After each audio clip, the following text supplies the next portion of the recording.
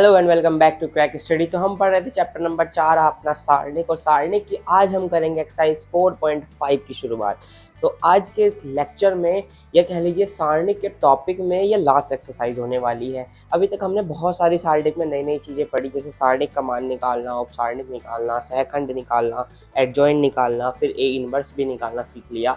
और आज की इस एक्सरसाइज में हम कुछ और नया सीखने वाले हैं। आज हम सबसे पहले सीखेंगे इस एक्सरसाइज में कि किसी भी एक समीकरण युग्म, देखो अब जो है आपको वो ना तो आव्यूह फॉर्म देगा ना सारणिक फॉर्म देगा। इस बार आपसे डायरेक्टली क्या देगा, इक्वेशंस दे रखी हैं। आप देख सकते हो मेरे पीछे यहाँ पे हमने 1 से 6 तक क्वेश्चन लिख रखे हैं, और ये सारे के सारे में कहीं भी आपको आव्यूह नहीं दिखाई दे रहा होगा, लेकिन आपको इसमें लगाना आव्यूह विधि ही है। तो इस समीकरण में या कह लीजिए हम इस वाली एक्सरसाइज में ये सीखने वाले हैं कि समीकरणों को आव्यूह विधि से कैसे हल करते हैं। जी हाँ, आपने सही सुना। आपने जैसे 10th में पढ़ा था ना बेटा, समीकरणों को विलोपन विधि से कैसे हल करेंगे, प्रतिस्थापन विधि से कैसे हल करेंगे, तो वैसे ही 12th में हम पढ़ेंगे कि किसी 2 समीकरणों को या 3 समीकरणों को आव्यूह विधि से हम कैसे हल करेंगे।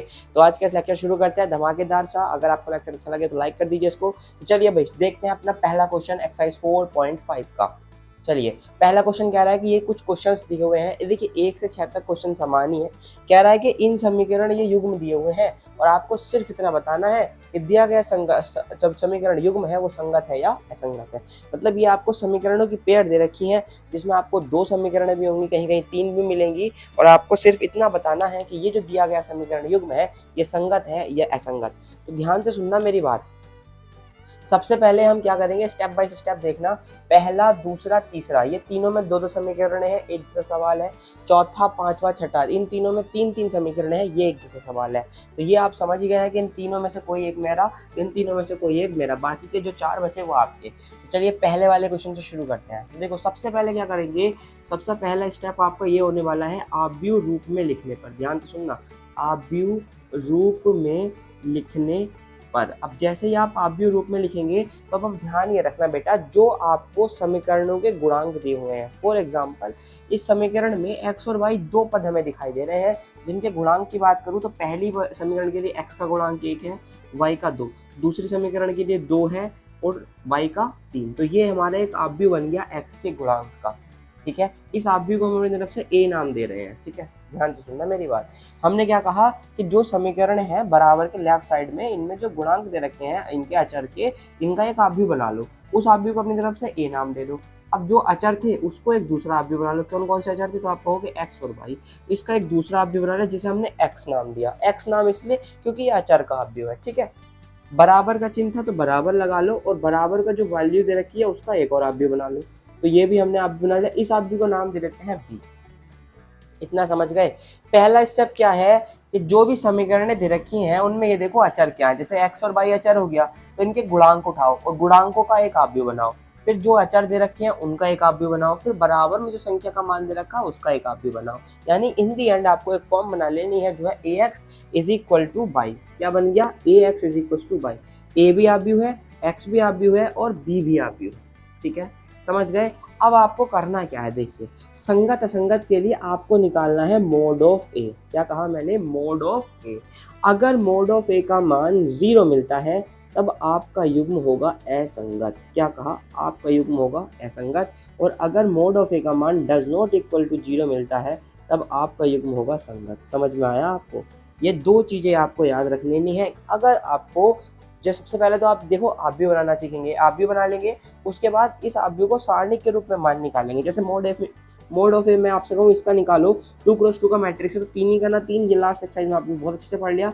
और -2 दूनी 4 तो आया -1, जो कि डज नॉट इक्वल टू 0 है। इसका मतलब ये है कि समीकरण युग्म या क्या दिया गया समीकरण युग्म, यहाँ लिखेंगे हम दिया गया समीकरण युग्म संगत है। दिया गया समीकरण युग्म संगत है, खत्म क्वेश्चन।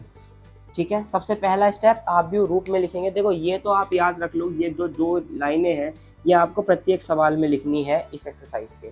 सबसे पहले आव्यूह रूप बनाना है, ax बराबर b का आव्यूह बनाना है। अगर मोड ए का मान 0 के बराबर आ गया तो वो असंगत। और अगर कोई युग्म, एक और बात सुनो, अगर कोई युग्म असंगत है तब उसका हल संभव नहीं है। ठीक है, अभी हम 6 क्वेश्चन के बाद जो नेक्स्ट लेक्चर होगा उसमें इन समीकरणों युग्मों का हल भी करेंगे, एक्स और वाई का मान भी निकालेंगे अभी विधि से। फिलहाल के लिए इतना समझ लो, अगर मोड ऑफ ए का मान 0 आ जाता है कहीं भी, यानी युग्म असंगत है और असंगत की स्थिति में वो हल नहीं होगा। और अगर मोड ऑफ ए का मान 0 के बराबर नहीं आता है, चाहे वो माइनस आए चाहे वो प्लस आए, मतलब 0 से बड़ा भी हो सकता है 0 से छोटा भी हो सकता है, बट 0 के बराबर नहीं आना चाहिए, तब वो संगत होगा। इस स्थिति में जो हल है वो आपका संभव होगा। तो सिर्फ एक ही स्थिति में अगर आगे क्वेश्चन सॉल्व करने हैं, वो है ये वाली। तो अब ये क्वेश्चन 2 क्वेश्चन 3 ये रहे आपके दोनों होमवर्क, ये आप खुद से करेंगे, कुछ नहीं करना है, सिर्फ एक आप भी बनाना है। इसका बन जाएगा 2 - 1 1 1, इसका बनेगा 1 3 2 6। चलो 4 5 6 कौन सा कराया जाए, देखो इसका आप भी बना लोगे। 3 - 1 - 2, x का यहाँ पे 0 है तो यहाँ लिख लेना 0x, तो 0 बना लेना, x का मल्टीप्लाई, ठीक है, ये कर लोगे, ये भी कर लोगे। इस वाले में a है तो इसका मैं बना लेता हूँ। तो सबसे पहले आप लिखोगे आव्यूह रूप में लिखने पर, आव्यूह रूप में लिखने पर बनाओ जरा इसका एक आव्यूह। 1 1 1 1 1 1, दूसरा बनाओ 2 3 2 2 3 2, तीसरा बनाओ a a 2a a a 2a। फिर x y और z ये 3 अचर आए, बराबर इनका मान कितना कितना आया, 1 2 4 1 2 4, यानी हम इसे कह सकते हैं a आप भी, उसे कह सकते हैं x आप भी, बराबर किसके है, b के। मोड ऑफ a का मान निकाल लो। अब मैंने बताया था मोड ऑफ a 0 है तो 0 वाली का अकॉर्डिंग देखेंगे, अदरवाइज नहीं है तो इसी के सापेक्ष कर दो। r1 के सापेक्ष प्रसार करने पर, r1 के सापेक्ष प्रसार करने पर चिन्ह चलेंगे, प्लस इसका माइनस इसका प्लस। तो 1 एज इट इज, कॉलम छोड़ो 1 का, पंक्ति छोड़ो पंक्ति। 2a की मल्टीप्लाई 3 में 3 दूनी 6a, माइनस a की मल्टीप्लाई इसमें 2a और -1 ब्रैकेट, ये आया, ये छूटा, 2 दूनी 4a minus 2a, 4a minus 2a plus 1 is equal to, इन दोनों को छोड़ो, 2a minus 3a, 2a minus 3a बराबर 6a में से 2a गया बचा 4a, 4a में से 2a गया बचा माइनस के 2a। ये देखो यहाँ से प्लस के 2a बचा होगा, इस माइनस से माइनस 2a हो गया। अब 2a माइनस 3a बचेगा माइनस a, 4a में से 3a गया, क्या बचा a। तो a का मान 0 के बराबर तो है नहीं, इसका मतलब कह सकते हैं कि युग्म कैसा है, तो आपका जवाब होगा जी युग्म जो है वो संगत है। तो इसी के साथ आपके 6 क्वेश्चन हो गए कंप्लीट। अब बचे हुए क्वेश्चन जो ये है, जैसे क्वेश्चन नंबर 5 ये आपका होमवर्क हो गया, क्वेश्चन नंबर 6 ये भी आपका होमवर्क हो गया। तो आज का लेक्चर छोटा सा यहीं पे समाप्त करते हैं। लेक्चर में हमने आज कुछ नहीं सीखा, सिर्फ इतना सीखा है कि संगत और असंगत क्या होता है। बहुत छोटा सा लेक्चर है, 2 मिनट में आप आराम से सीख जाओगे कि भाई अगर मोड ऑफ ए निकालना है, बस ये चीज़ ध्यान रख लो, ये 2 चीज़ें ध्यान रख लो कि हमें किसी भी समीकरण युग्म से आव्यूह रूप कैसे बनाना है, और फिर जो ए आव्यूह है इसका मोड कैसे निकालना है, जो आपको आता ही है सारणिक में, और जो है इसका मान अगर 0 के बराबर नहीं है तो संगत है, और संगत के हमें और असंगत ही बताना था। तो इनकेस अगर कोई असंगत आ जाता है तो उसका मान हम सॉल्व नहीं कर पाएंगे। तो मिलते हैं नेक्स्ट लेक्चर में, करेंगे क्वेश्चन नंबर 7 से बचे हुए क्वेश्चन। तो तब तक के लिए ध्यान रखिएगा अपना। लेक्चर अच्छा लगा तो उसको लाइक शेयर करना मत भूलें।